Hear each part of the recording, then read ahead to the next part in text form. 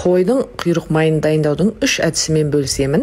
1 келі 300 грамм құйрық майды 2-ге бөліп алдым. Bir бөлігін тұзды суда, екінші бөлігін қызартып бояу үшін 2 уыс пияздың қабығын салып, 2-3 лабыр жапырағынан қара бұрыштан біраз қосамыз, тұз қосып, 1,5 литрден су қосып, 25-30 минут қайнатып аламыз. Дайын болған қойдың құйрығын суытамыз. Дәмдеуіштер жиынтығын дайындаймыз. Оған бізге сарымсақ, кориандр, қара бұрыш, жалбыз және тұзды қосып, әжемлеп бір араластырып аламыз. Дәмдеуіштер мөлшері 1 шай қасықтан, тұз мөлшерін қосуға қорықпаңыз. Құйрық майдың қасиеті сондай, ол өзіне керекті ғана тұзды сіңіретін болады. Бірінші әдісте пияздың қабығына боялған бөлігін жаңағы дәмдеуіштерге сылап қойдық. Екінші әдісі тұзды суға піскен құйрықтың бір бөлігін осындай қызыл бұрышқа аунатамыз. Үшінші әдісте екінші бөлігін жай ғана дәмдеуіштерге аунатып, осындай контейнерлерге салып, 2-3 сағатқа тоңазытқышқа қоямыз.